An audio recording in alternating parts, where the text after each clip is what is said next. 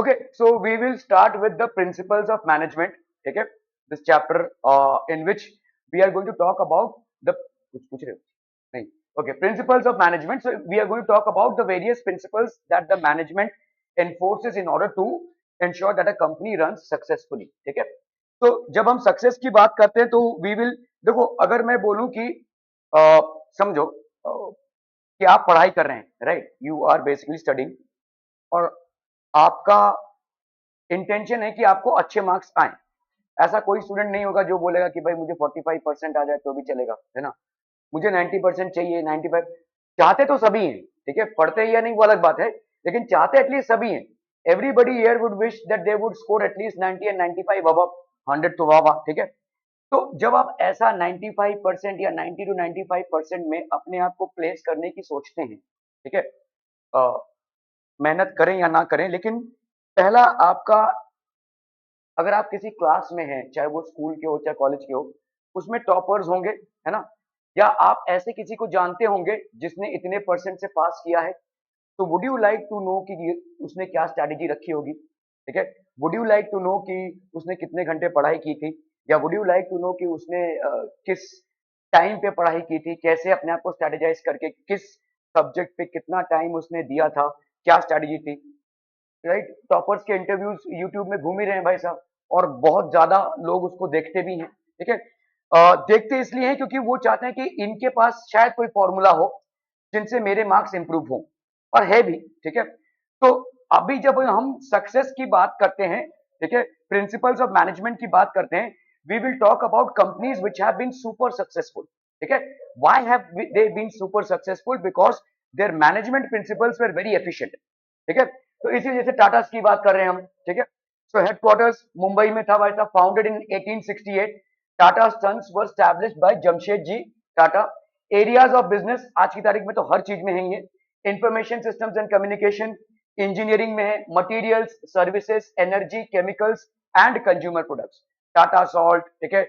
आप जो इस्तेमाल करते हैं वो भी भाई साहब टाटा का बना हुआ है और रेलवे लाइंस जो बनते हैं वो भी बनते हैं भाई साहब स्टील ये सब टाटा के बने हुए हैं ठीक है okay group revenue 83 billion dollars share holder 3.6 million ठीक है number of companies over 100 operating companies हैं तो सिर्फ टाटा स्टील ही एक कंपनी नहीं है इससे 100 कंपनीज ज्यादा हैं ठीक है so listed companies 31 on Bombay stock exchange ठीक है तो बीएसई में आपके 31 कंपनीज इनके लिस्टेड हैं ठीक है तो आप देखो 100 कंपनीज में कितने ही लोग काम कर रहे होंगे ठीक है और इन सबको मैनेज करने के लिए आपके पास अगर एक सेट ऑफ रूल्स ना हो तो अफला तफली मच जाएगी ठीक है जैसे आप स्कूल जा रहे हैं या कॉलेज जा रहे हैं उसको मैनेज करने के लिए भी प्रिंसिपल्स होते हैं है ना their principles in which school और कॉलेज इवन इज मैनेज ठीक है एक डिसिप्लिन होता है तो ये सारी चीजें इस तरह से मैनेज होती है तो इसीलिए हमको यहाँ पे देखना है कि इन कंपनीज का राज क्या है कि हाउ आर दे सक्सेसफुल ठीक है तो number of employees 4,25,000 over 80 countries ठीक है international revenues are so much ठीक है leadership Tata steel among the top 10 steel makers in the world तो स्टील का अगर हम बात करें यहाँ पे Tata steel is one of the top 10 steel makers in the world Tata motors among the top 5 commercial vehicle manufacturers in the world I hope everybody understands what is commercial vehicle मतलब जिसमें येलो नंबर प्लेट होता है ठीक है तो commercial manufacturers in the world Tata Global Beverages second largest player of tea manufacturing in the world Tata Chemicals world's second largest manufacturer of soda ash Tata Communications one of the world's largest wholesale voice carriers ठीक है तो अगर आप देखोगे इन सब में वो almost lead कर रहा है ठीक है तो अगर इस मकाम पे है कंपनी ठीक है जैसे आपका देखो जैगुआर को टाटा ने परचेज कर लिया था टाटा स्टील है ताज ठीक है ये भी टाटा का है ठीक है इंडिका टाटा स्काई टाटा इंडिकॉम ठीक है वोल्टास तो ये आपके सब टाटा के वेंचर्स हैं all these are basically ventures of Tata Tata TCS is basically a software company Tata consultancy services बोलते हैं टाटा कैपिटल बस सब आपका शेयर्स का है ठीक है इसमें आप इन्वेस्ट कर सकते हैं ठीक है टाटा इंडिकॉम ये तो कुछ ज्यादा नहीं चल रहा है अभी okay so these are thing initiatives establish the first steel plant started the first power plant pioneer civil aviation ठीक है अभी हाल ही में एयर इंडिया का एक फ्लाइट क्रैश हुआ है, actually air India was started by Tatas, ठीक है, और फिर उसको गवर्नमेंट ने ले लिया, but air India was actually started by Tatas, ठीक है, टाटास ने इसको स्टार्ट किया था। इंडिया में सिविल एविएशन जो स्टार्ट हुआ था वो टाटास ने स्टार्ट किया था, ठीक है, okay. Bought insurance to the country, हमारे यहाँ पे पहले इंश्योरेंस का कोई कॉन्सेप्ट ही नहीं हुआ करता था, जी गए तो जी गए, मर गए तो मर गए, ऐसा है, ठीक है। लेकिन आपके लाइफ का एक वैल्यू है, आपके जाने के बाद जो आपकी फैमिली संघर्ष करेगी, इसके बारे में किसी ने सोचा ही नहीं था, ठीक है।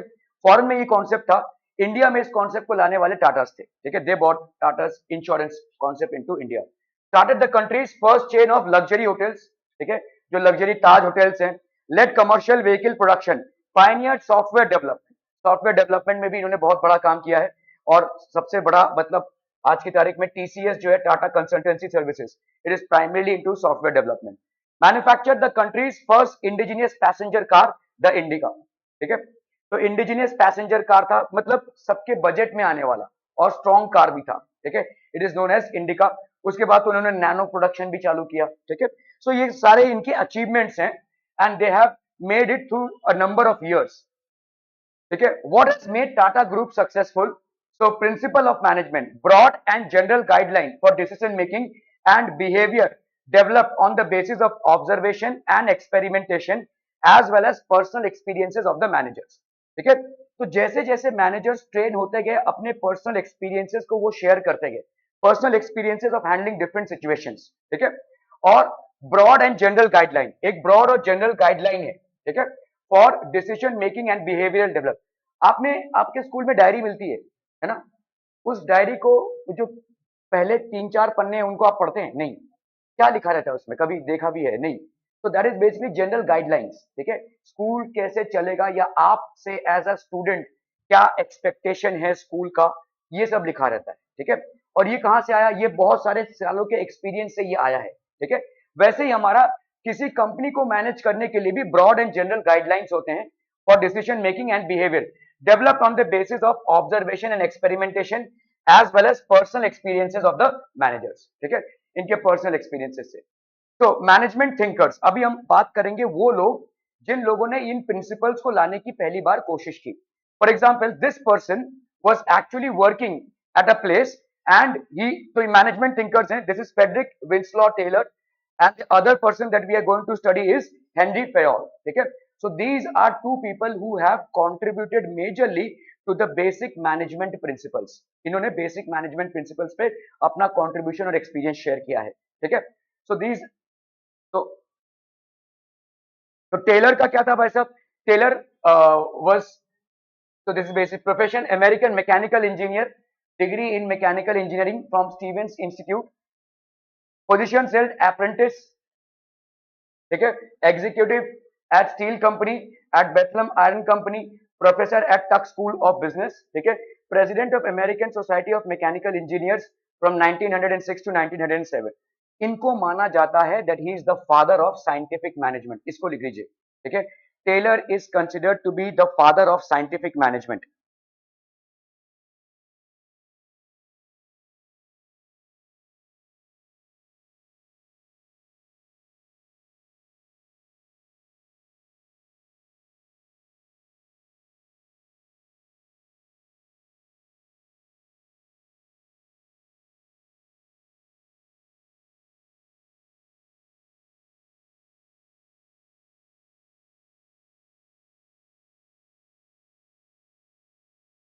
ठीक है, Taylor is considered to be the father of scientific management, okay. तो modern management was unprofessional and should be studied as a discipline. तो इन्होंने देखा कि यार उस टाइम पे इंडस्ट्रियलाइजेशन चल रहा था, ठीक है, ग्रेट ब्रिटेन में इंडस्ट्रियलाइजेशन चल रहा था, और क्या हो रहे थे, अलग अलग कंपनीज आ रही थी, तो ग्रेट ब्रिटेन में बहुत ताबड़तोड़ इंडस्ट्रियलाइजेशन चल रहा था, इंडस्ट्रियलाइजेशन में इंडस्ट्रीज बन रही थी वगैरह, ठीक है। तो मैनेजमेंट, तो इन्होंने देखा कि यार जो आपका मॉडर्न मैनेजमेंट है ये बड़ा ही unprofessional and should be studied as a discipline, तो इनको एज अ डिसिप्लिन स्टडी करना बहुत जरूरी था, ठीक है।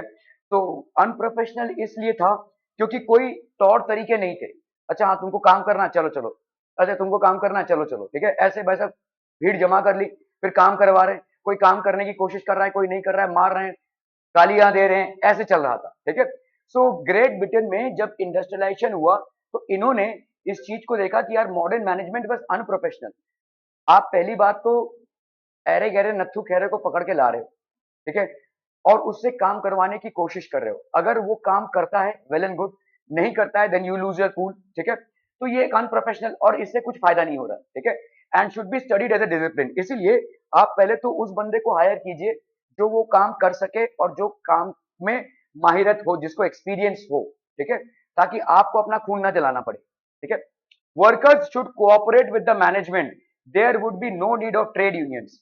इनके हिसाब से अगर वर्कर्स लोग मैनेजमेंट के साथ कोऑपरेट करते हैं तो ट्रेड यूनियंस की कोई जरूरत नहीं है। What are trade unions? Anybody? Trade unions होते क्या है? जो यूनियन लीडर्स होते हैं ना, ठीक है, ये यूनियन लीडर्स क्यों होते हैं? वर्कर्स की कोई समस्या है जो मैनेजमेंट सुन ही नहीं रही है, नजरअंदाज कर रही है, बार बार मैनेजमेंट के सामने वो रखा जा रहा है लेकिन उसकी मांगों को पूरा नहीं किया जा रहा है, ठीक है।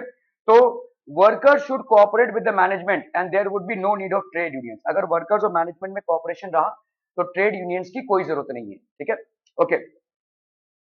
Partnership between a trained and qualified management and a cooperative and innovative workforce, ठीक है।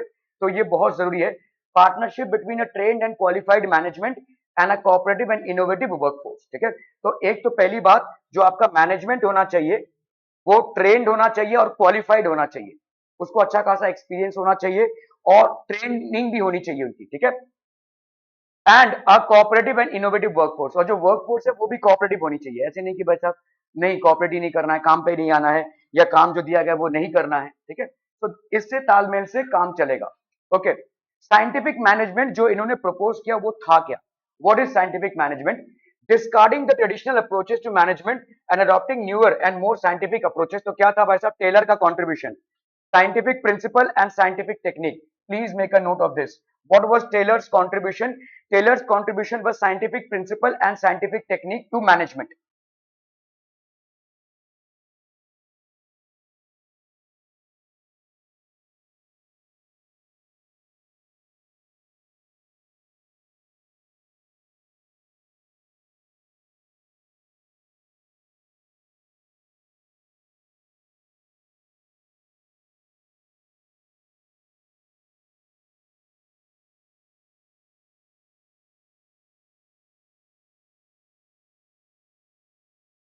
ठीक है, Taylor's contribution. Okay, principles of scientific management. Principles of scientific management, science not a rule of the thumb. तो science है, not rule of thumb. Science follow करना है, rule of thumb नहीं, ठीक है। Science not rule of thumb, तो मतलब मैंने जो बोल दिया वही करना है, इसको अपन बोलते हैं रूल ऑफ थंब, ठीक है। थंब रूल बोलते हैं ना, ये मेरा अथॉरिटी है, मैंने जो बोल दिया वही होना है, इसको अपन बोलते हैं रूल ऑफ थंब। तो इसको नहीं करना है, साइंस लॉजिक, ठीक है। आप मैनेजर भी होंगे, आप ओनर भी होंगे, तो भी आपका एक बेसिक लॉजिक काम करना चाहिए, तभी लोग आपके साथ काम कर पाएंगे, ठीक है। हार्मनी नॉट डिस्कॉर्ड, ठीक है। सारे डिपार्टमेंट्स में और लोगों में एक हार्मनी होनी चाहिए एंड नॉट डिस्कॉर्ड। डिस्कॉर्ड मतलब डिसएग्रीमेंट, ठीक है। ये सब इनके फीचर्स हैं। कोऑपरेशन नॉट इंडिविजुअलिज्म, ठीक है। तो लोगों के बीच में और डिपार्टमेंट्स के बीच में कोऑपरेशन होना चाहिए, ना कि इंडिविजुअलिज्म। जैसे आपने अगर कभी फुटबॉल खेला होगा तो आपके कोच या जो ट्रेनर होंगे वो ये बोलेंगे कि आप पास देते हुए खेलो, ठीक है। अकेले ही तुम बॉल को लेकर दूसरे ओपोनेंट गोल पोस्ट तक नहीं पहुंच सकते, पास देकर खोलो, 11 लोग हैं, ठीक है। इसको अपन बोलते हैं कोऑपरेशन। और अकेले ही उस बॉल को वहां के भी ले जाने की जो कोशिश है उसको बोलते हैं इंडिविजुअलिज्म, ठीक है। तो इंडिविजुअलिज्म को छोड़कर कोऑपरेशन होना चाहिए, ठीक है। Development of each and every person, ये बहुत इंपॉर्टेंट है। मैनेजमेंट का उत्तरदायित्व है कि हर एक इंसान का डेवलपमेंट कराने की कोशिश करे। बाकी वो इंसान ना करना चाहे तो अलग बात है, but each and every person should be given an opportunity to develop the greatest efficiency and prosperity, ठीक है। तो सबसे ज्यादा पैसा वो कमा पाए और सबसे ज्यादा एफिशिएंट भी वो बन पाए, ठीक है। इनको लिख लीजिए, ये सब आपके प्रिंसिपल्स हैं साइंटिफिक मैनेजमेंट के, फटाफट।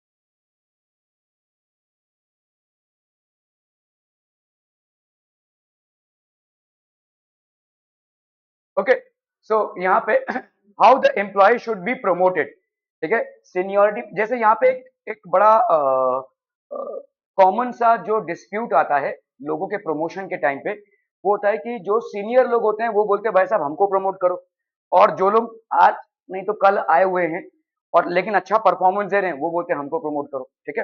तो साइंटिफिक मैनेजमेंट इस चीज को कैसे डील करेगा, how will scientific management deal with this, ठीक है, कि सीनियरिटी बेस्ड प्रमोशन होना चाहिए या परफॉर्मेंस बेस्ड प्रमोशन होना चाहिए।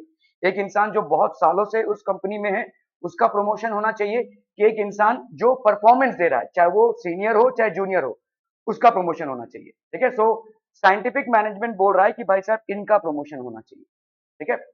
देखो, तुम बहुत सालों से कंपनी में हो लेकिन उतना प्रोडक्शन नहीं दे पा रहे हो जितना एक नया बंदा आकर दे पा रहा है, ठीक है, तो भाई कंपनी उसको प्रमोट करेगी ना, ठीक है।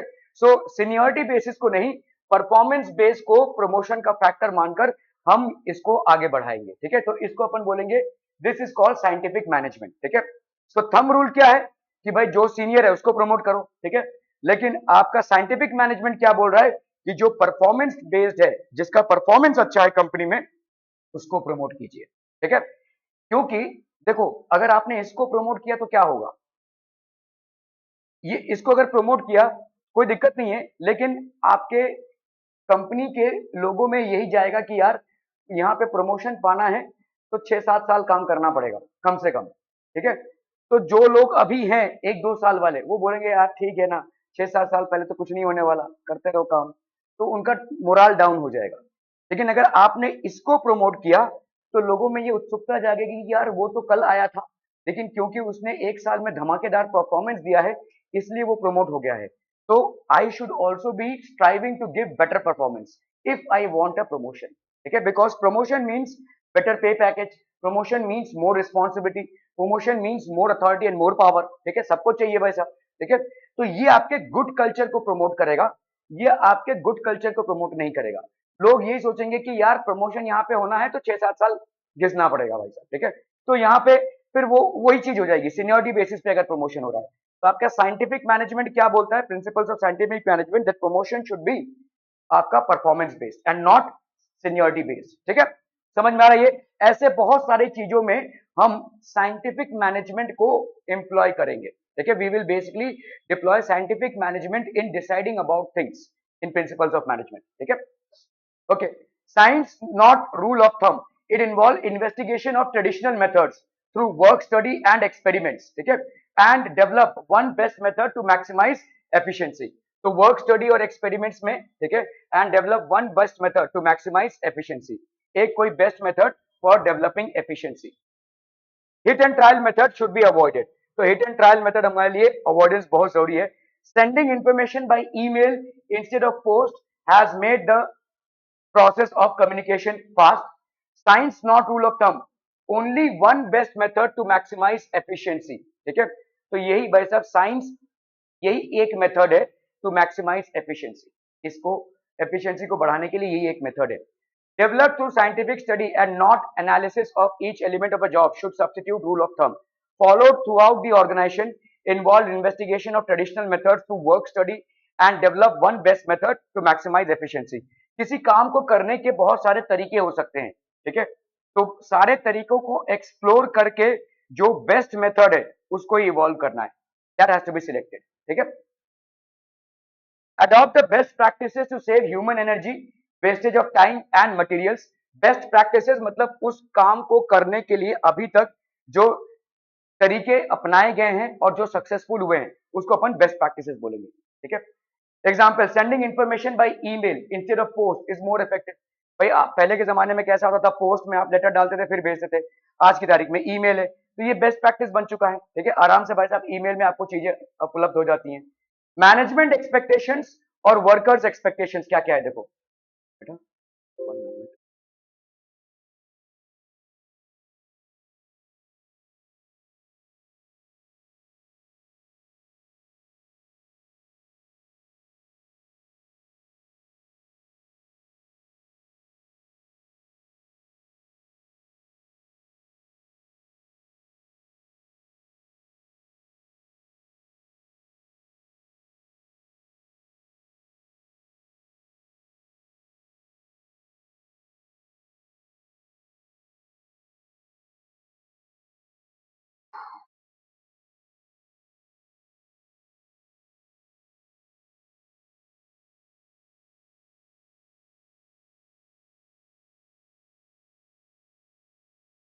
Okay, management expectations and workers expectations.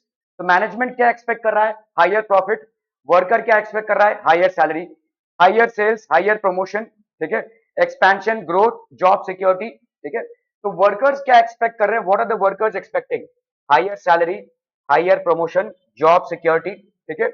Management क्या एक्सपेक्ट कर रहा है? Higher profits, higher sales, expansion and growth, ठीक है, expansion and growth. What managers can do it to make it possible by transforming the thinking of workers and management. तो यहाँ पे आप transforming thinking of workers and management.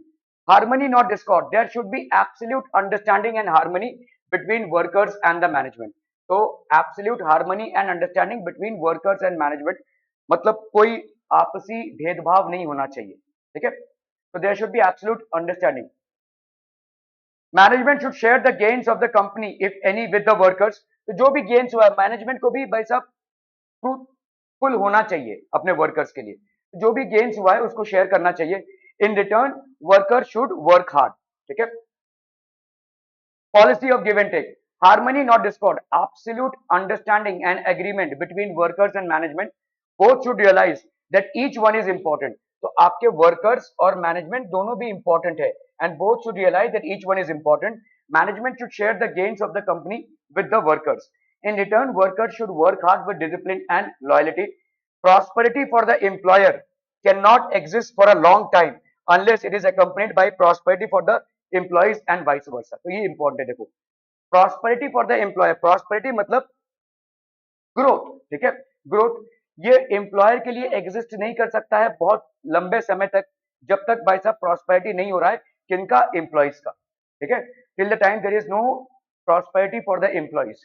तो employees prosper करेंगे तो आपके जो एम्प्लॉयर है उसका भी प्रॉस्पेरिटी या ग्रोथ होगा, ठीक है। कॉपरेशन नॉट इंडिविजुअलिज्म, तो आपका extension of principle of harmony not Discord, ये आपका क्या है? Cooperation and not individualism. ये किसका एक्सटेंशन है भाई साहब? हार्मनी नॉट डिस्कॉर्ड का ही एक्सटेंशन है। Competition should be replaced by cooperation, competition होना चाहिए लेकिन फेयर कंपटीशन होना चाहिए and this should be replaced by cooperation. Management should award workers, ठीक है, आरएनआर प्रोग्राम होता है जिसमें हम बोलते हैं इसको रिवॉर्ड्स एंड रिकग्निशन, ये मैनेजमेंट को रेगुलरली करना चाहिए। There are RNR programmes that are organised. और क्या होता है कि आपके काम की सराहना अगर 10 लोगों के सामने की जाए तो वो आपको प्रोत्साहित करेगा, ठीक है। जैसे बोला जाता है कि the more good behaviour the more good behaviour is promoted, ठीक है, the more likely it will be repeated, ये रिपीट भी होगा, ठीक है।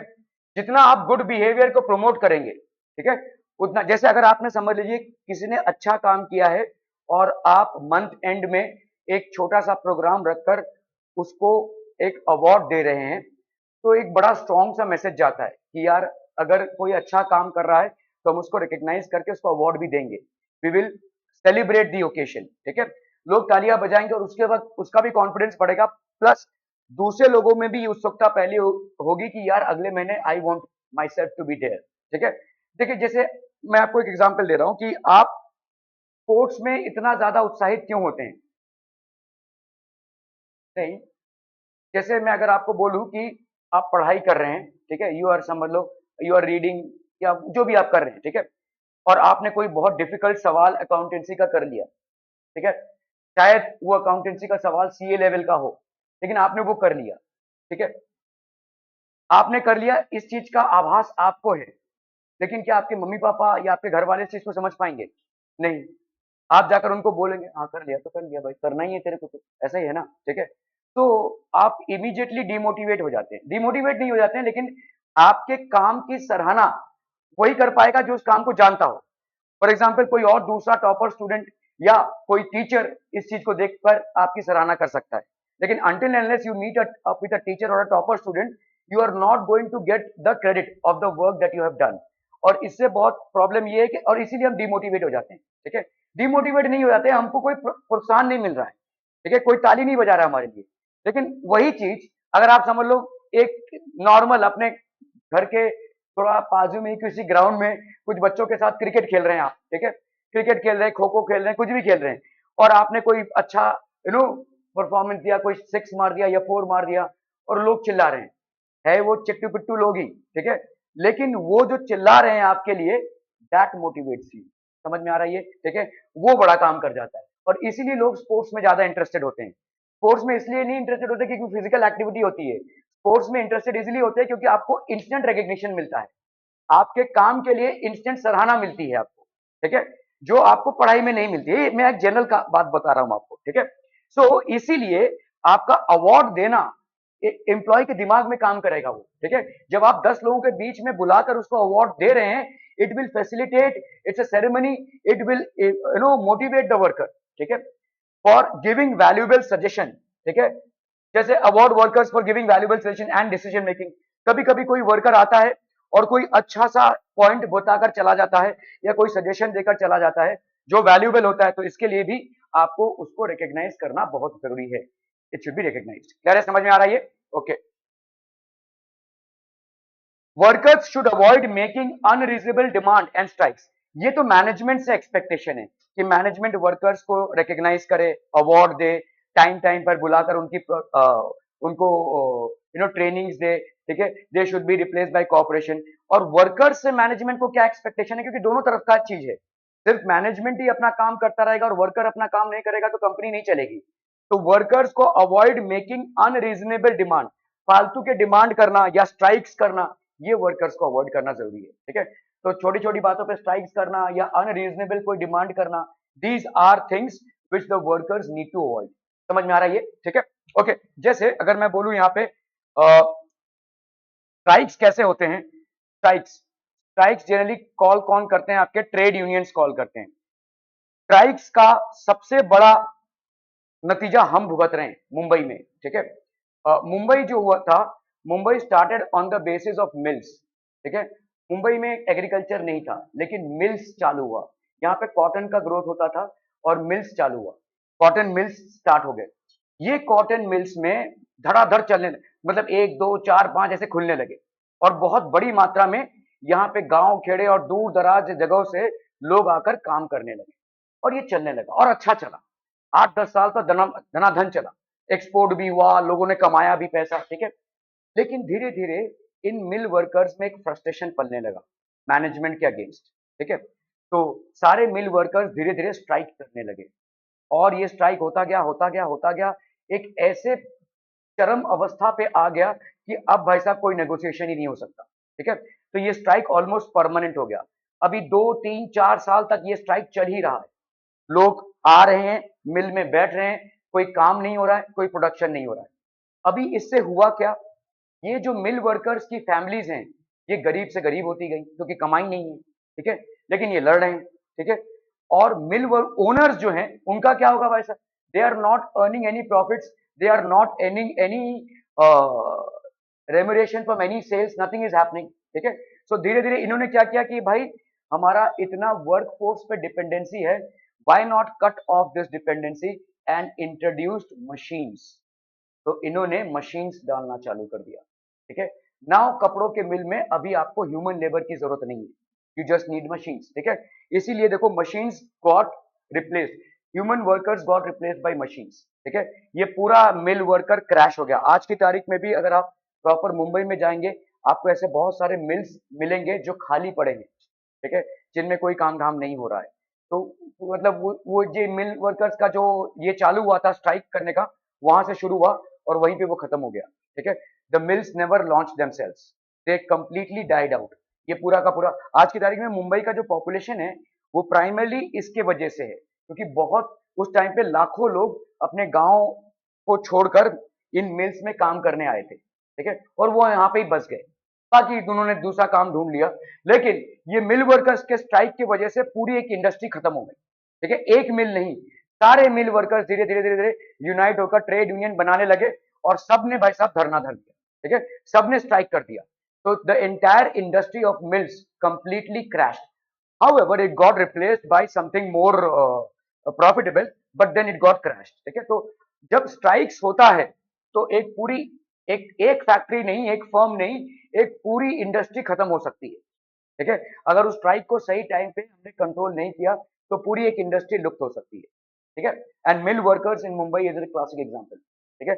आप हिस्ट्री में गूगल में जाकर सर्च करोगे तो आपको दिखेंगे कि मिल वर्कर्स ने कैसे स्ट्राइक किया, कैसे धीरे धीरे सारे मिल्स बंद होते गए and finally they had to call it off, ठीक है। तो cooperation not individualism, extension of principle of harmony not discord, ठीक है। हार्मनी और नॉट डिस्कॉर्ड का जो प्रिंसिपल है उसका ही ये एक्सटेंशन है। Competition should be replaced by cooperation, ठीक है।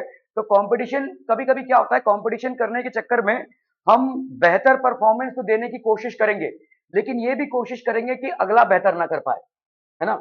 आप अगले से बेहतर करो, अच्छी बात है, लेकिन अगला बेहतर ना कर पाए ये बुरी बात है, ये बुरी सोच है, ठीक है। तो यहाँ पे कंपटीशन होना चाहिए but it should be healthy, ठीक है। And it should be replaced by cooperation, it should be replaced by cooperation, ठीक है।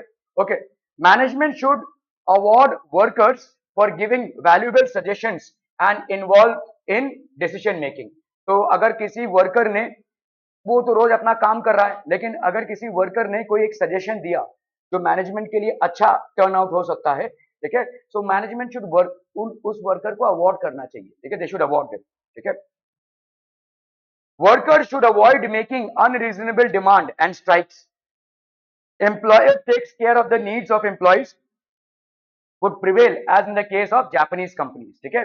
employer takes care of the needs of the employees would prevail as in the case of Japanese companies. Japanese companies में employer employee के needs को take care करता है, ठीक है। तो जो भी employer के needs होते हैं उसको take care करता है, ठीक है। How to increase industrial production by improving the performance of the employees. तो employees के performance को बढ़ाना पड़ेगा तभी industrial production बढ़ेगा। ओके अभी ये बहुत इंपॉर्टेंट है, देखो, development of each and every person to their greatest efficiency and prosperity. हर एक इंसान को आपको डेवलप करना है, ठीक है, ईच। तो जब भी कोई इंसान किसी फर्म या कंपनी में काम करने आता है तो कंपनी के सारे मैनेजमेंट की ये रिस्पॉन्सिबिलिटी है कि उसको डेवलप किया जाए, ठीक है। Industrial efficiency depends upon the efficiency of workers, ठीक है। Therefore, employees with required qualification and experience should be selected, provide training to the selected employees, and assign work according to their physical, mental, and intellectual ability. तो जैसे जैसे जिसका जिसका physical ability है, mental ability है and intellectual ability है, उस तरह से उसको वर्क असाइन होना चाहिए, ठीक है। That work should be assigned. Efficient employee should produce more and earn more. ये ज्यादा प्रोडक्शन भी करेंगे और अर्न भी ज्यादा करेंगे, ठीक है। ओके, आज यहीं तक रखते हैं। Thank you so much for your valuable